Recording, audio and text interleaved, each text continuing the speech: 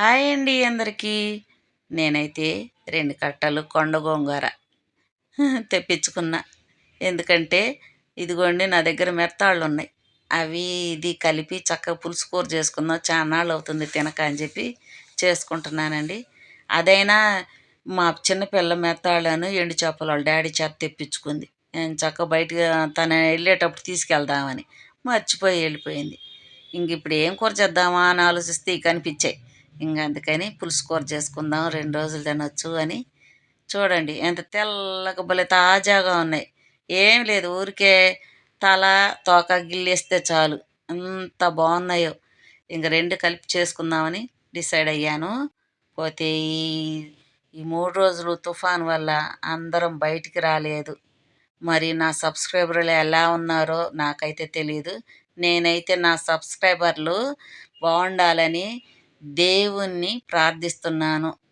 దేవుని కృప వల్ల మీరందరూ బాగుండాలి, చల్లగా ఉండాలని నేను మనస్ఫూర్తిగా కోరుకుంటున్నాను. పోతే ఈ 3 రోజులు మేము కూడా కాస్త నలతగా చలిగా జ్వరం వచ్చినట్లు అట్లా అనిపించింది మాకు. పోతే అంతకుముందు కూడా ఒక వారం నుంచి అంతగా బాగలేదు. అందుకే మేము యూట్యూబ్ చేయలేదండి. అందుకే ఇప్పుడన్నా దేవుడు కాస్త సమయం కల్పించాలని దేవుని ప్రార్థించుకుంటున్నాను. అండి అందరికీ, ఇదిగోండి మెత్తాళ్ళు శుభ్రంగా క్లీన్ చేసుకొని కడిగేసుకొని పెట్టుకున్నాను. ఇప్పుడు ఫస్ట్ బాండి పెట్టి స్టవ్ మీద ఆయిల్ వేసాను. తర్వాత ఇవి కొంచెం లైట్గా వేయించుకొని పక్కన పెట్టుకోవాలి.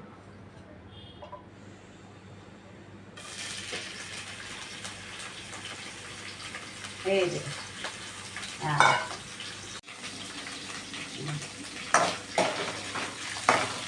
ఇలాగా కొంచెం ఆయిల్లో వేయించుకుంటే ఇవి గట్టిగా ఉంటాయి అన్నమాట. ముక్క చిదిరిపోకుండా గోంగూరలో పంటి కింద బాగా చాలా బాగుంటుంది.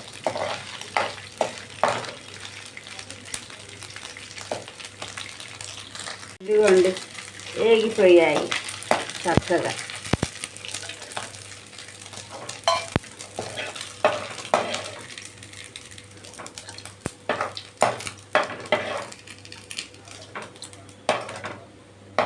తరువాత ఇదిగోండి అదే నూనెలో కొంచెం మిగిలింది కదా, ఆ ఆయిల్లోనే ఉల్లిపాయలు కూడా వేసుకుంటున్నాను. ఆ ఉల్లిపాయలు ఎక్కువ ఉంటే గోంగూరలో చాలా బాగుంటుంది. కాకపోతే ఎక్కువగా వేగనీయకూడదు గోంగూర పులుసు కూర అన్నప్పుడు. ఇదిగోండి పచ్చిమిరపకాయలు కూడా గోంగూరలో ఎక్కువ వేసుకోవాలి, అప్పుడే భలే బాగుంటుంది. పచ్చిమిరపకాయలు ఉల్లిపాయలు కొంచెం మగ్గనియాలి అంతే. అదిగోండి కొంచెం బాగా ఆయిల్లో వేగితే బాగుంటుంది అన్నమాట. తర్వాత ఎక్కువ అక్కర్లా టమాటా ముక్కలు, అవి కూడా కొంచెం ఆయిల్లో మగ్గటమే, ఇంకేం లేదు. కొంచెం ఉప్పు, త్వరగా మగ్గిపోయిద్ది అన్నమాట. కొంచెం పసుపు, తర్వాత లాస్ట్లో కారం వేసుకోవచ్చులేండి. ఇంకంతే. ఇదిగోండి ఉప్పు కారం అన్నీ పట్టేశాక ఇంక గోంగూర పెట్టేసుకోవడమే. ఏం అక్కర్లా.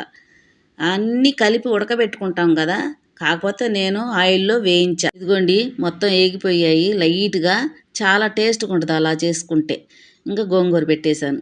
3 సార్లు అయితే నేను బాగా బకెట్ నీళ్ళల్లో బాగా జలపరిచానండి. ఇసుక అయితే ఎంత ఉందో, కొంచెం తగిలినా మనం తినలేము కదా ఎంత కష్టపడి చేసుకొని. అందుకని బాగా కడిగేసుకొని వండుకోండి మీరు చేసుకోవాలనుకుంటే. నా స్టైల్లో నేను చేస్తున్నాను, ఓకేనా. చూడండి ఉడికిపోయింది. కొంచెం చింతపండు వేసాను. ఇది కూడా కాస్త బాగా కలిసిపోతే తర్వాత పప్పు గుత్తితో మెదుపుకోవచ్చు. కానీ నేను బాండీలో వేసాను కదా, అదే డేక్షాలో అయితే బాగా మెదుపుకోవచ్చు. అయినా కానీ కొంచెం మెదుపుతాలేండి. ఇదిగోండి రాగి దోశ. చూడండి ఇదిగోండి స్టవ్ మీదే అది మంట తగులుతుంది. దింపామనుకోండి చల్లారితే మెదగదు. అందుకని స్టవ్ మీదే పెట్టి బాండి పప్పు గుత్తితో మెదుపుతున్నా. ఏంటంటే పచ్చిమిరపకాయలే, టమాటాలు గోంగూర గెంటతో తిప్పితేనే బాగా మెదిగిపోయిద్ది. ఈ పచ్చిమిరపకాయలు కొన్ని ఉన్నాయి కదా, అవి కొంచెం చితక్కొట్టడమే. చాలా బాగుంటుంది. అవి నలగకపోయినా బాగుంటుంది. నేను కరివేపాకు, కొత్తిమీర, ఎండు చేపలు వేసానండి. అది తీసాను అనుకొని అది నొక్కకుండా తీసాను అనమాట. చూస్తే ఏమి రాల. మళ్ళీ ఇప్పుడు వేసినాక ఇంకేం చేసాను చూపించలేను కదా, అందువల్ల వేసానండి. ఎండు చేపలు కూడా వేసాను. కాకపోతే ఇదిగో కొంచెం గట్టిగా ఉంది కదా, అదిగోండి వేసాను.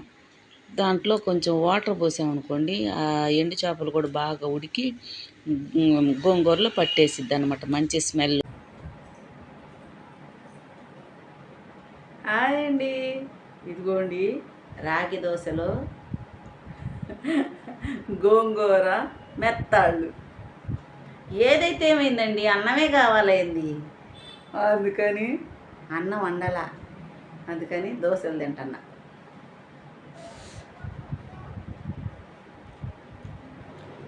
సూపర్గా ఉంది. పులుపు, పచ్చిమిరపకాయ, టమాటా, ఎండు చేపలు.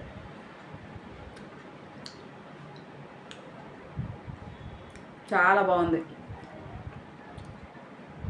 ఓకేనా? నచ్చినట్లయితే లైక్ చేయండి, కామెంట్ పెట్టండి. కళా రవీస్ కిచెన్. ఓకేనా? చాలా బాగుంది. అన్నంలోనే కాదు, అన్ని దోశల్లో కూడా తినొచ్చు. బాయ్.